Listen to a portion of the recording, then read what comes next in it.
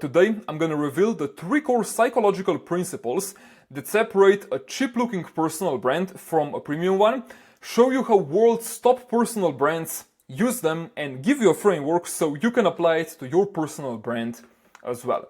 Now, the first and the most important principle is all about the first impression. You see, studies have shown that it takes people literally 50 milliseconds to form an opinion about your personal brand. And that opinion is what separates if somebody is gonna drop you a follow or simply click off your page and go watch somebody else's content. Now, this is driven by a cognitive bias called the halo effect.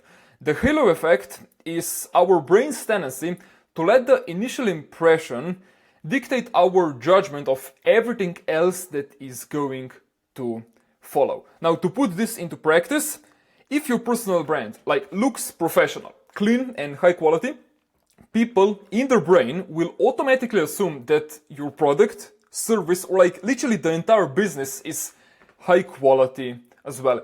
And this is why your main grid on your Instagram account or your YouTube channel, that's that part that people can see before they ever scroll, is the most important real estate on social media, because you could be posting the best content here under the Reels section, but if you have a cheap looking profile picture, a cluttered bio, and your main grid looks low quality, people are gonna start viewing your brand through eyes of skepticism, because in their brain it creates something called negative halo. But creators like Daniel Dallin have mastered the exact opposite. They know how to create positive halo, and they've literally engineered the first impression across their brand on all the platforms. Now, principle number 2 is all about making things easy to understand. You see, our brains are inherently lazy and they're designed to conserve energy. So when they come across something that's, for example, confusing or even hard to understand, they need to work harder. And this is called the cognitive load. Now, cheap personal brands trigger something called the high cognitive load because they feel stressful and often look unprofessional. But premium personal brands, which are built on clarity and quality, trigger something called the cognitive fluency. You see, our brains interpret things that are easy to process as better, more trustworthy, and more high quality. Just think about it.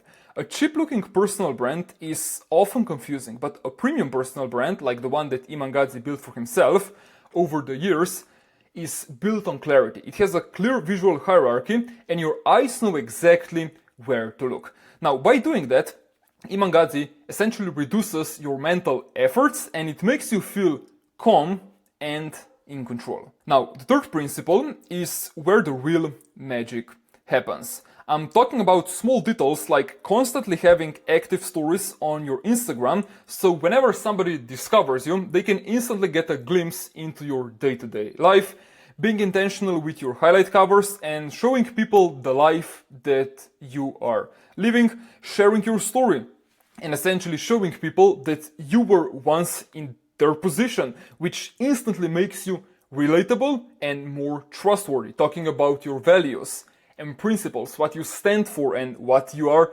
against, which is obviously one of the fundamentals of every brand, sharing your insights, which positions you as competent and somebody that can actually get people results, and obviously the last one, sharing your company page, which gives people clarity on exactly what you do and how you're positioned in the market. Now, all of these things that I just shared might seem insignificant to you at the moment, but they have a huge psychological impact because of something called the peak end rule, which essentially says that people don't remember an experience based on the average of all the moments that happened, but based on the peaks and the end. And these small details are designed to create these micro peaks of positive emotions. Now, cheap personal brands are lifeless and they do bare minimum, sometimes even less.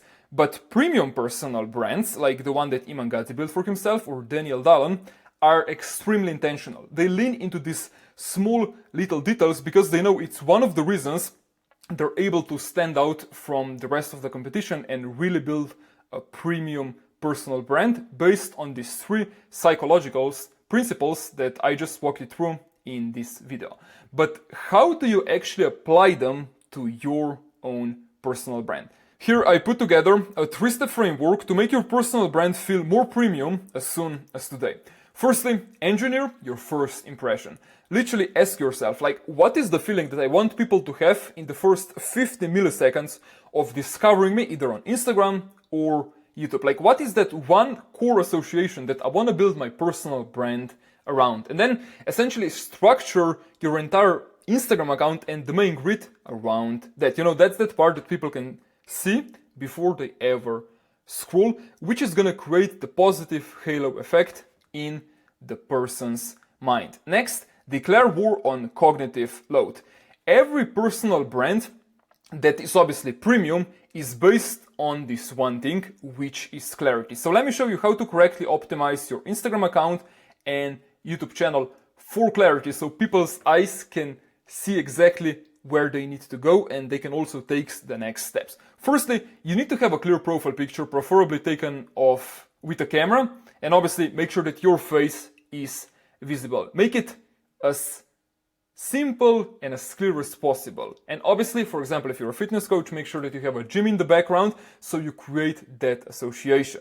Make sure that your account is verified as well. Now, when it comes to your bio, first you want to say founder of and then tag your company Instagram account. This is a clear example of how it can look. The second line depends on either if you're selling B2B or B2C. So for B2B, you need to just speak about results, because the market is so sophisticated that they don't believe any words you say.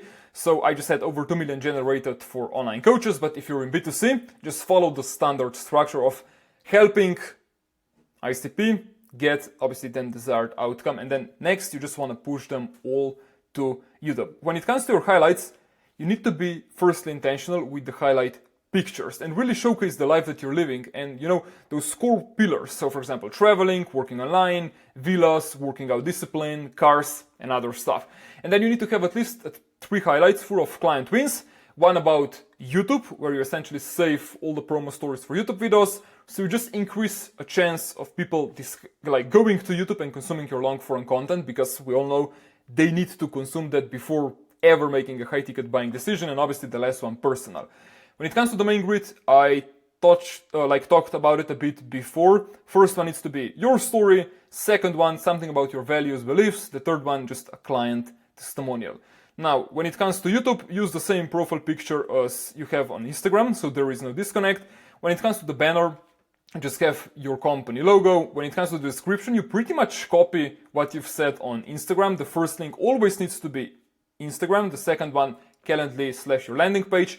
And then split your homepage into 3 different playlists. First one needs to be Start Here, where you have all the values. Second one, About Me, where you have vlogs, live updates. And the third one, About Client Testimonials. Now, the reason for this is because people only come on your YouTube channel for 3 reasons. They want to learn about what you do, the results you've been able to get for other people, and obviously the value and your expertise. So by splitting it this way, you can essentially serve the people exactly what they're looking for as fast as possible, which reduces a chances of them obviously leaving your channel and not watching any of the content. And then the last step is obsess over small details. Be intentional with the details when it comes to taking pictures. Like, make sure the lighting is good, the angles are right, that you constantly have a story active on Instagram, so whenever somebody discovers you, they can have that glimpse into your life, and that you follow the structure that I just shared right here. So your accounts are properly optimized, and you are obviously firstly creating a positive halo effect in people's brains. You're triggering cognitive fluency, and obviously you're also leaning into the peak and rule.